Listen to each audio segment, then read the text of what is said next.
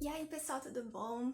Sou Ana Cássia, voltei aqui com a nossa aula de biologia e hoje nós vamos ver dois tópicos muito importantes, respiração celular e fermentação. Vamos dar uma abordada geral nesse conteúdo, então fique esperto aí nos slides, hein? Bom, pessoal, como o nosso tempo é curtinho, aqui a gente não vai conseguir aprofundar muito nos conceitos. Então, a gente vai se atentar a comparar as etapas básicas da respiração e da fermentação. Primeiramente, o que precisamos saber nesses dois processos é que, mesmo que eles sejam diferentes, o objetivo final é o mesmo, que é a produção de adenosina trifosfato, que conhecemos como ATP, que é a energia que a célula e o organismo necessitam para executar as atividades metabólicas. Vamos começar falando então sobre a respiração celular, que realiza a quebra total da molécula de glicose através de um processo aeróbio, ou seja, que utiliza oxigênio.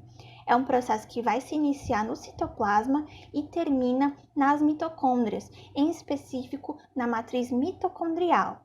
É um processo que vai ocorrer em 3 etapas, sendo a primeira chamada de glicólise, em que lise significa quebra, ruptura, e glicose. Então, o nome significa quebra da glicose. E essa quebra acaba gerando 2 moléculas de ATP. Ela vai ocorrer primeiramente no citoplasma, então ainda não vou ter a presença do oxigênio nesta etapa. A nossa segunda etapa é conhecida como ciclo de Krebs, que também é chamado de ciclo do ácido cítrico, que vai ocorrer agora dentro da mitocôndria, em específico na matriz mitocondrial.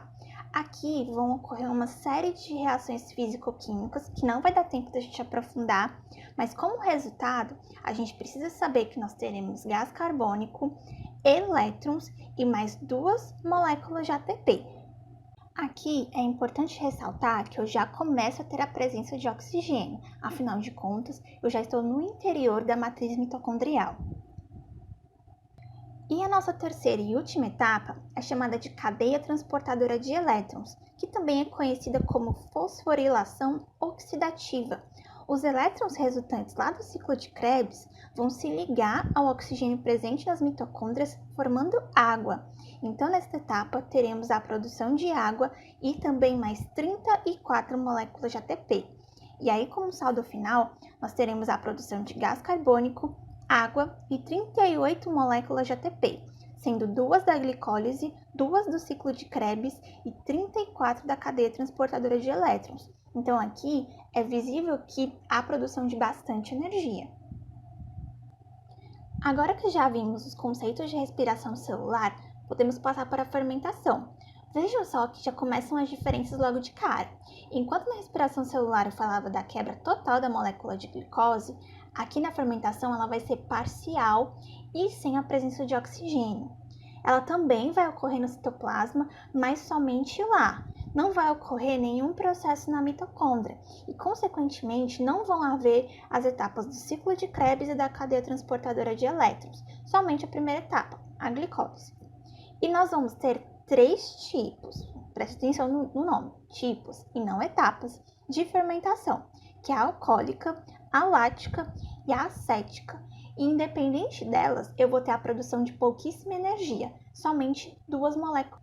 Vamos começar então pela fermentação alcoólica, em que temos a produção de álcool etílico a partir da glicólise, a partir da quebra da glicose, liberando gás carbônico e 2 moléculas de ATP. É um tipo de fermentação que é feito por leveduras na produção de pães e também na produção de cerveja.